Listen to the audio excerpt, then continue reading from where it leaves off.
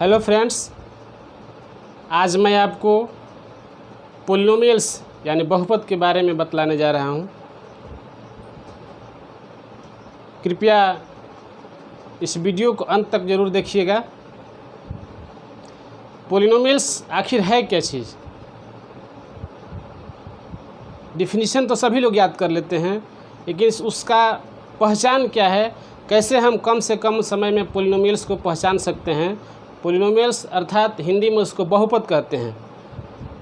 तो कैसे हम कम से कम समय में उसको पहचान सकते हैं एग्जाम्पल को देख करके कि यह पोलिनोमियल्स है या नहीं है। तो आइए हम कुछ एग्जाम्पल्स ब्लैक बोर्ड पर लिख रहे हैं, उसको थोड़ा ध्यान से देखिएगा।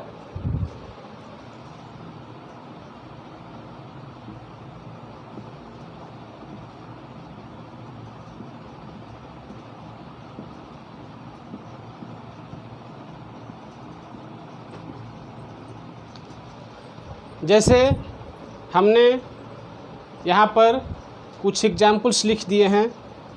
जैसे पहला है हमारा 2x, दूसरा है 3x² प्लस √x, तीसरा है 9x² प्लस 2x - 9। अब इन्हीं एग्जाम्पल्स पर हम विचार करेंगे, देखेंगे कि आखिर हम कैसे पोलिनोमियल्स को पहचान पाएंगे।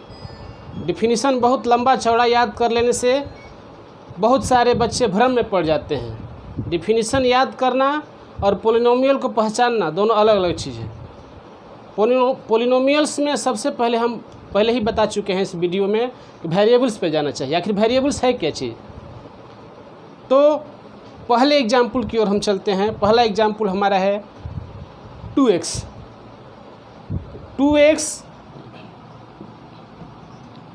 2 जो है नॉन वेरिएबल है और x जो है वेरिएबल है।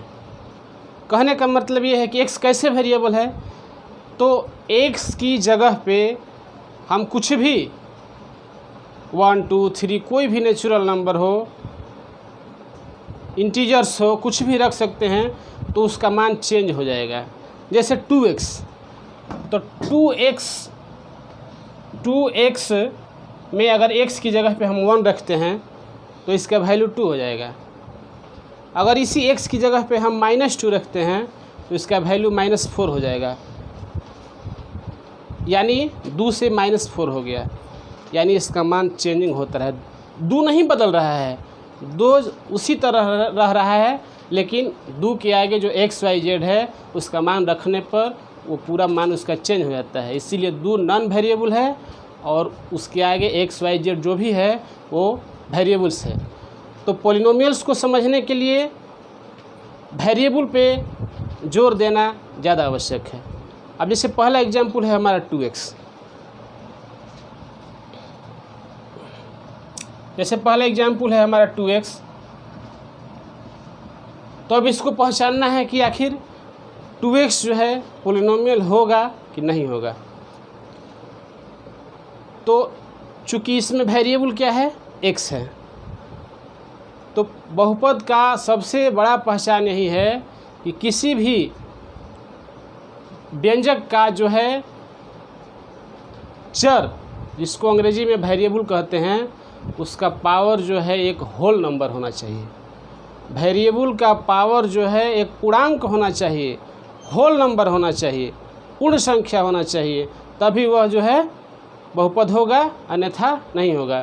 तो हम देखते हैं कि यहाँ पर x का पावर चूँकि 1 छिपा हुआ रहता है, x का पावर यहाँ पे क्या है, 1 है। 2 से कोई मतलब नहीं है। मेन हमको वेरिएबल देखना है।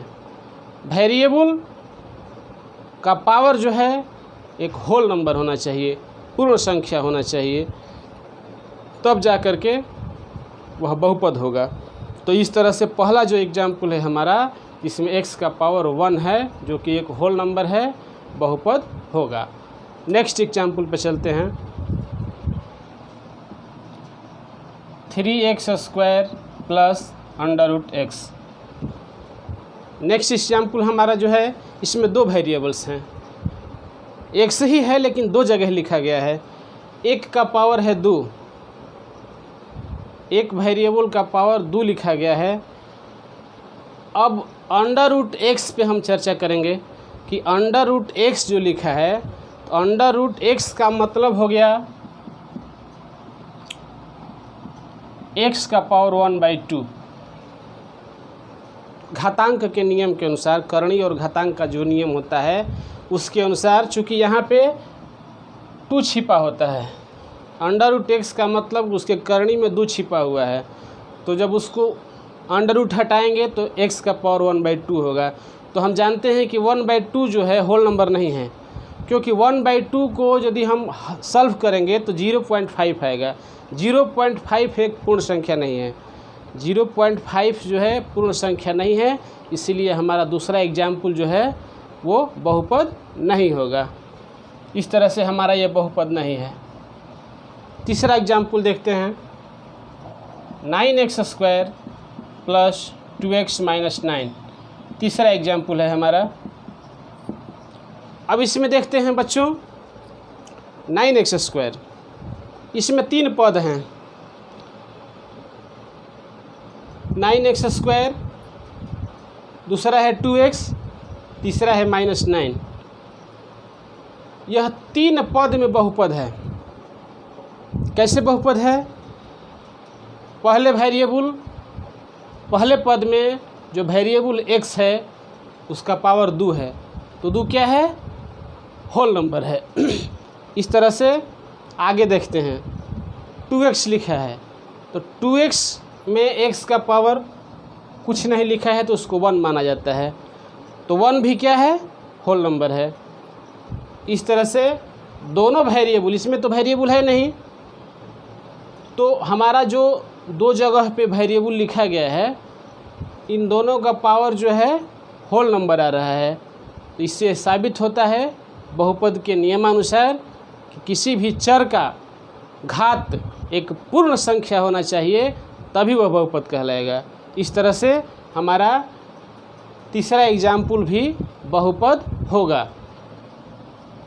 तो इस तरह से आपको समझ में आ गया होगा बच्चों। नेक्स्ट वीडियो में हम आपको थोड़ा और दूसरे टाइप का एग्जाम्पल लेकर प्रस्तुत होंगे। थैंक्स।